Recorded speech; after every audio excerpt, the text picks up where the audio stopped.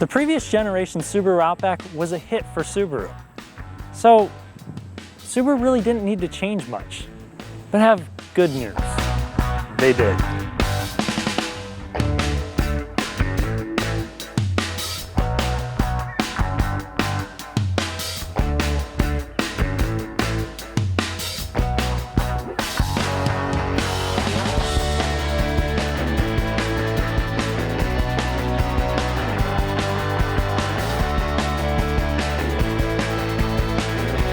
If you haven't done so already, please subscribe to the channel so I can take this to the next level.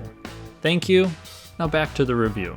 At first glance, the front of the 2020 Outback looks identical to its predecessor. The lines really aren't any sharper and the grille isn't that different. We get more body cladding though, if anybody asked for that. And to back up that rugged plastic, we have a more than adequate 8.7 inches of ground clearance and standard all-wheel drive. LED headlights are also standard. LED fog lights come on the premium trims and higher. Coming along the side, we see a familiar silhouette and my tester's 18-inch wheels with a healthy amount of sidewall. Body cladding that's supposed to look like a boot, or at least that's what Subaru says. One of the Outback's best features, in my opinion, or standout features on the exterior, are these really slick crossbars built into the roof rails. This one is the limited model, so it has a few less nannies than the Touring. You still get your proximity lock and unlock. Coming along to the rear of the new Outback, we see a different taillight look. It's definitely a lot more crisp, and I like that Subaru put more thought to the rear end of the Outback than they did the new Forester.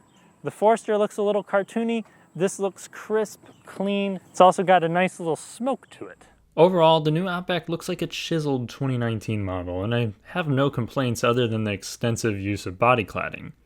Before we move on though, I'd like to take note of how easy the Outback is to work on. Everything is very easy to get to. You can see your belt, you can see your alternator right here, your AC.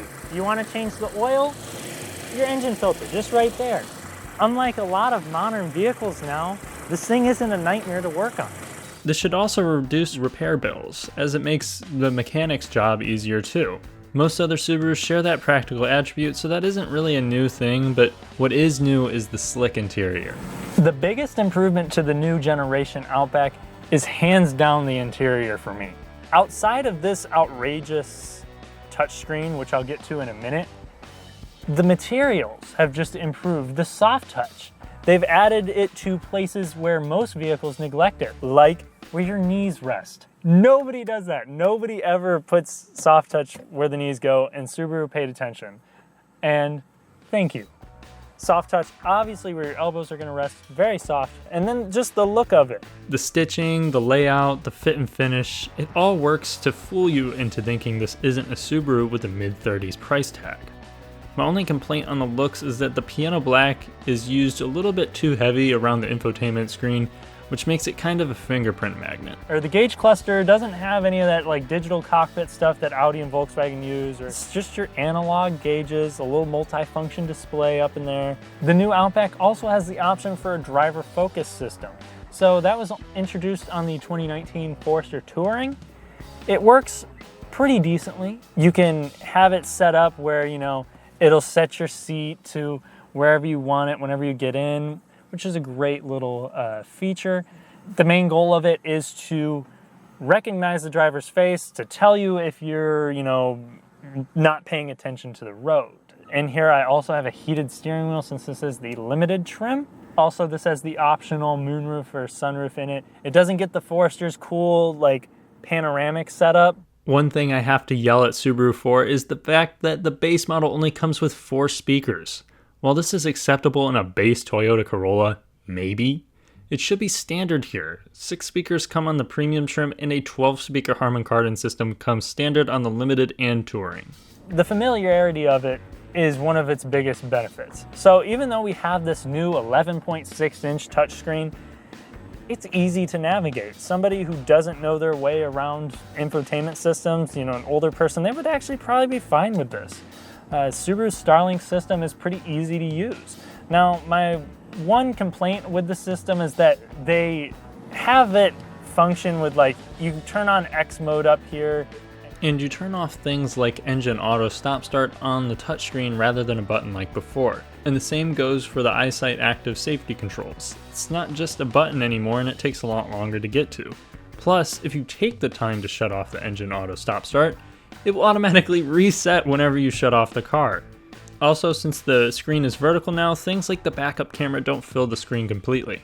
Apple CarPlay and Android Auto, which is standard, only takes up a portion of the screen, so it just looks a little weird.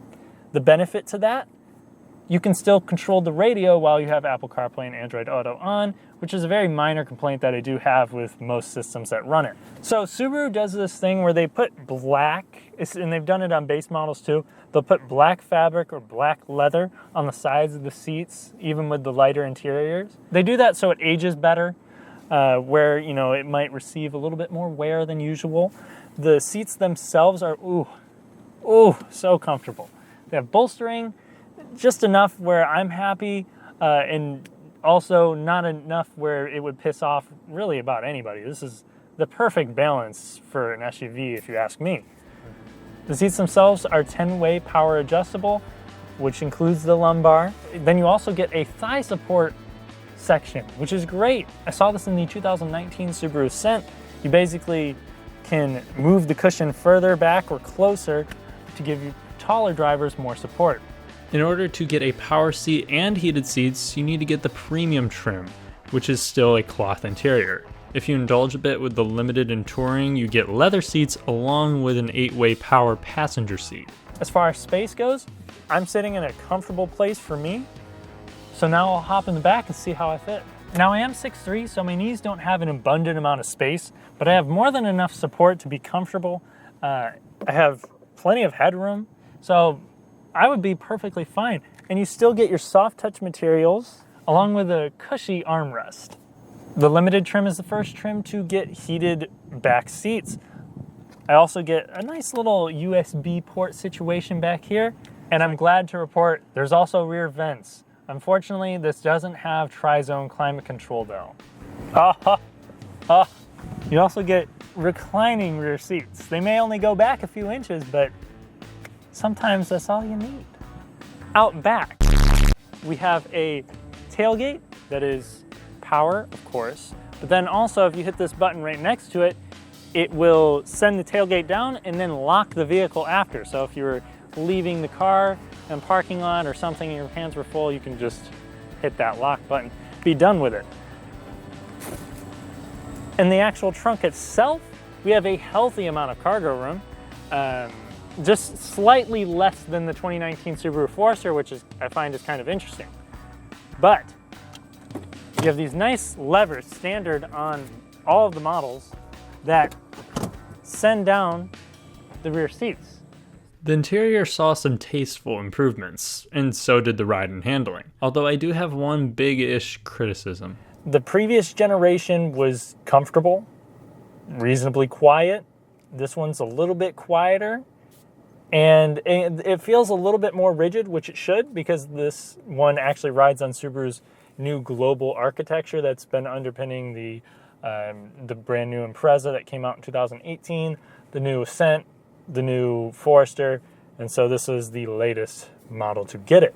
The first thing I'd like to talk about with the Outback is the standard driver safety tech. Of course, we have passive safety, side curtain airbags, front airbags, whatnot, but we also have standard active safety. Which means you get forward collision mitigation, adaptive cruise control, lane departure warning, and Subaru's new lane keep assist with lane centering. And damn, it is spooky. Is it perfect? No. But the fact that a Subaru that starts below 30 grand can steer itself around corners is mind-boggling. It is far more sophisticated than the occasional poke at the wheel of the previous system. Still, the system requires you to keep a hand on the wheel or else it will yell at you or shut off, as it should. Optional on the premium trim and above is blind spot monitoring with rear cross traffic alert. Rear automatic braking and rear parking sensors are also available. Now let's move on to the engine. We have 182 horsepower out of this naturally aspirated flat 4. It's a 2.5 liter. It's more reactive. The CVT has been retuned, but if I get on it,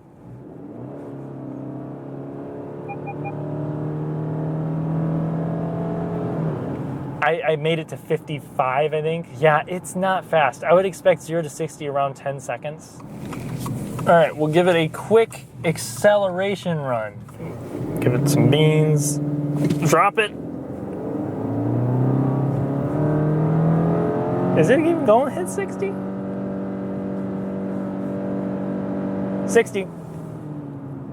Holy shit. It's enough for most situations, but I can imagine if you're merging onto a highway or if you're trying to pass somebody pretty quickly, this 2.5 liter naturally aspirated engine will struggle some. But it's a refined motor at least. It's not coarse or anything. And then you get 33 miles to the gallon on the highway, 29 combined, and then 26 in the city. Subaru has tuned the CVT to make the 2.5 Outback feel responsive, so up until about half throttle, I really don't have much complaints.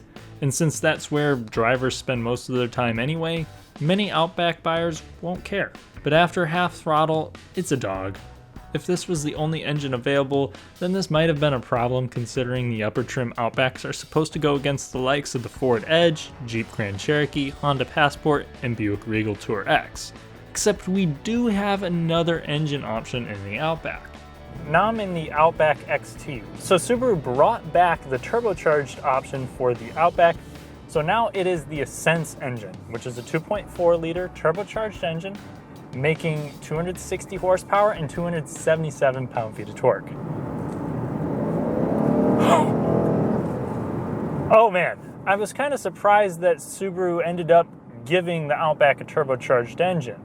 Mainly because they got rid of the whole thing with the Forester. Now the Forester is only offered with the same 2.5 liter base engine that's in the Outback. So I'm glad Subaru stuck with the 2.4 liter for the Outback. Because damn, this bitch kick. Ooh, you can hear just the very slightest from the turbo. Whenever you let off the gas, that's pretty nice. Oh, I want to get around somebody. Much quicker than the regular Outback. The difference here is insane. It's time for a 0 to 60 run. This is another real world 0 to 60. Probably the slightest incline. Drop. Oh, man, when that turbo comes in. 60. Whoa. There's a little bit of lag there. It's probably shared between the turbo and the CVT transmission. But man, whenever you're in that boost, this thing really takes off. The great thing about this engine is that you're not going to take that much of a hit in fuel economy. So this car gets 30 miles to the gallon on the highway, 26 combined, and 23 in the city. So 3 miles per gallon across the board worse than the regular 2.5. But unlike last generation's 3.6, this doesn't run on premium fuel, and it gets a lot better gas mileage than the 3.6 did. Which should improve the take rate of this new engine versus the old 3.6. Admittedly, most Outback owners aren't sticklers for speed, so they might not care to spend the extra few grand for the turbo, which isn't even available on the cheaper base and premium trim, but at least there is less trade-offs this year to upgrading to the more powerful engine, so hat tip to Subi. The turbo is an option on the Limited and Touring and is standard on the Onyx Edition. The Onyx Edition is this special green Outback that comes with a neat exterior package, special StarTech seats with green stitching, multi-mode X mode system, and a full-size spare. The Onyx is built on top of the premium trim Outback. And it's silky smooth, the ride. Subaru, of course, made advances to try to make it more quiet this year. It paid off some. The previous generation, I didn't have any complaints on it. What I definitely did notice is the steering. It feels, honestly, better, which is kind of odd. It feels a little bit more lively, a little bit more responsive than the previous generation, just by a hair. It's more direct, and while not pinpoint accurate, I could place the car in corners with ease, and the build-up and steering weight was nice as well. Ride comfort is not noticeably better than the previous generation. It's plush and modestly composed through Indiana potholes and rough country roads, and if you want comfort, the Outback really has you covered with its soft but well put together ride. However, I find that the Forester is a bit more stiff, making it slightly more fun than the Outback. Either way, if you want an SUV that actually feels sporty, the Mazda CX-9 or CX-5 is probably your best bet. But the Outback's thing isn't to be an exceptional handler, it's supposed to be the do-anything comfortable wagon, and it nails this. It has a great standard full-time all-wheel drive system, and if this one handles like the previous gen did in snow, which it should, then it will have plenty of all-weather capability. The uneventful ride is relaxing. The seats are supportive like a good friend, and the steering requires little correction or thought. Overall, the Outback will never raise your heartbeat, but it was never trying to.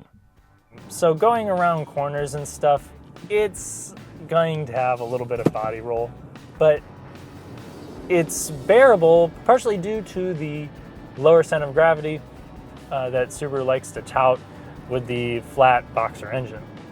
Now, speaking of boxer engines, one thing that some people question is Subaru reliability. Previously, there was a lawsuit against the 2.5 liter, I think from years 2011 to 2015, around that era. In the past, before that, Subaru's had an issue just with that boxer engine with failing head gaskets. And supposedly they fixed it for 2016 model years. Time will tell. Currently, they are one of Consumer Reports' most recommended brands, and they're looking at reliability there. Again, time will tell, but I can't stress how important proper maintenance and care is to the longevity of a car. That being said, another advantage to the Outback is the excellent resale value. All things considered, new cars aren't usually a great investment, but the Outback is among the least risky out there. The 2020 Subaru Outback isn't a new vision for the midsize SUV. It's just an improvement to a tried and true recipe. It's comfy, quiet, and capable with a host of modern features. If you're looking for a sporty SUV or something to boost your testosterone, look elsewhere. But if you want some economy, capability, comfort, safety, resale, and tech out of your next SUV, the Outback is hard to argue against. Thanks for watching. Like and subscribe if you enjoyed the video, and I'll see you in the next one. Huge thanks to Royal on the Eastside for providing the Outback for this review. Royal on the Eastside is a dealership in Bloomington, Indiana. If you're looking for a used or new car, you should check them out.